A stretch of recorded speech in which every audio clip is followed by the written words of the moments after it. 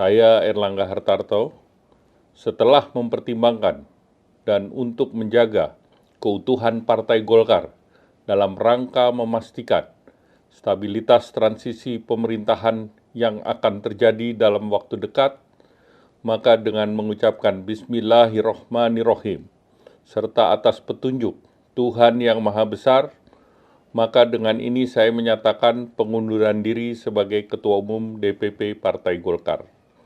Pengunduran diri ini terhitung sejak semalam, yaitu Sabtu 10 Agustus 2024.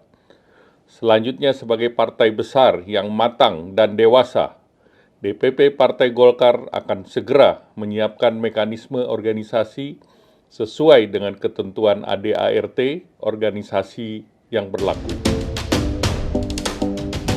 Ya, saudara sahabat Jateng kembali hadir ke depan Anda selama 30 menit ke depan bersama saya Farida Amalia. Dan pastinya sahabat Jateng akan mengangkat tema-tema yang saat ini sedang menjadi perhatian publik. Untuk membahas tema kita kali ini sudah ada di samping saya pengamat politik dari Undip. Beliau juga Ketua Departemen Politik dan Pemerintahan dari Universitas Diponegoro Semarang. Langsung saja kita berbincang dengan narasumber kita. Apa kabar nih Pak Ida? Alhamdulillah, Alhamdulillah. Gimana kabar juga? Ini ya. Alhamdulillah baik, selalu fresh kalau kita ketemu ya. Dan ini sepertinya selalu gayang ini kalau kita bahas tentang politik, tentang pemerintahan. Memang kerjaannya sih. Oh, memang gitu. Pengajiannya gitu. Nah, itu dia Pak NHS. Ini kan lagi hot-hotnya nih ya. Kemarin hari Minggu, Ketua Umum mengagetkan. Iya, bikin kita langsung Mengejutkan. terpana gitu.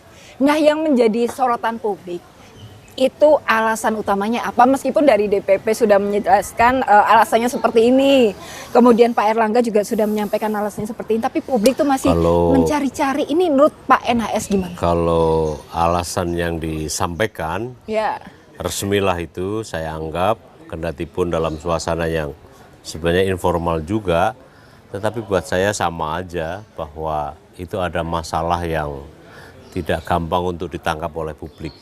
Internal gitu? Internal mereka, tetapi internal pun juga karena relasi dengan eksternal.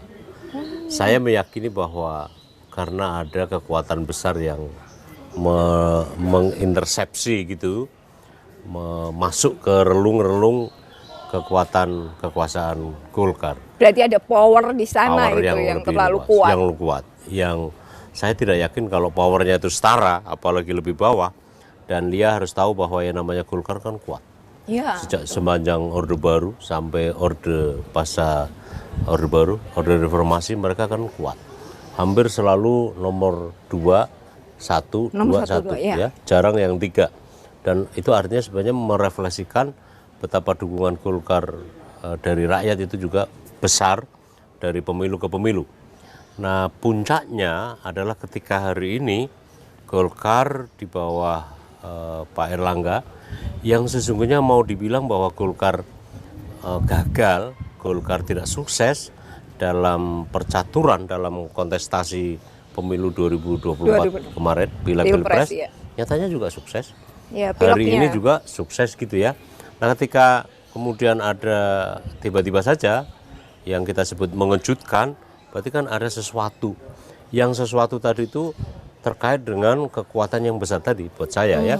Itu kalau lihat tanyakan apa kira-kira akar masalahnya, saya kira relasi antara Golkar internal dengan eksternal yang berintersepsi, ya, berkelindan dalam satu kepentingan untuk menggolkan keinginan-keinginan tertentu. Nah, yang keinginan tertentu itu tidak selalu berkaitan untuk kepentingan internal Golkar. Pasti aspek yang lebih besar. Apalagi kalau itu tidak bisa dilepaskan dari event politik pada satu penyusunan kabinet. Pada 2 sebentar lagi ada pelantikan pergantian kekuasaan. Oktober, 20 Oktober. Yang ketiga ada pilkada.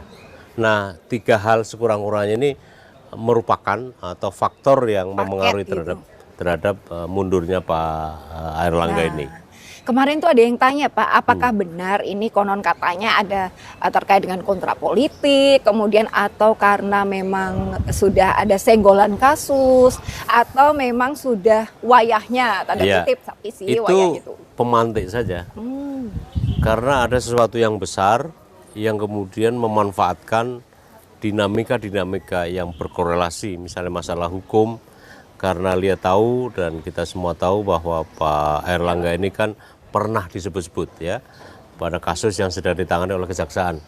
Pada saat bersamaan juga ada interrelasi antara Pilkada DKI dengan Pilkada Jawa Barat yang ada positioning tertentu terkait dengan Golkar pada umumnya, dan pada saat bersamaan juga ada keinginan dari sementara pihak, sementara aktor yang coba juga untuk berada pada posisi strategis dalam pengambilan keputusan.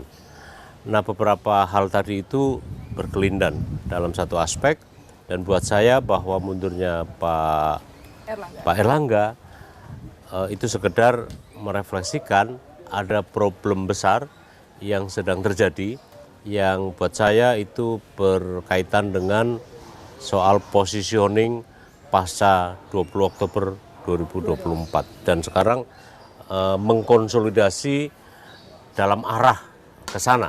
Itu saya memperkirakan. Pak NHS, begitu. Golkar ini kan seperti yang tadi Pak NHS bilang salah satu partai terkuat.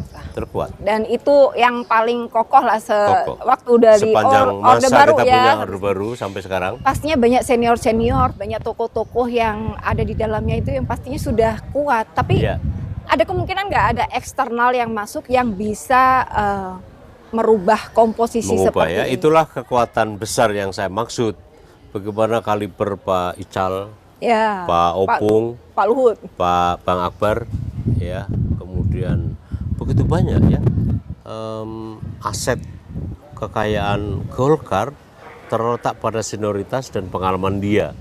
Tetapi tampaknya ini kok nggak berdaya. Berarti kan asumsi saya bahwa ada kekuatan yang lebih besar sangat mungkin. Nah, disitulah ironisnya.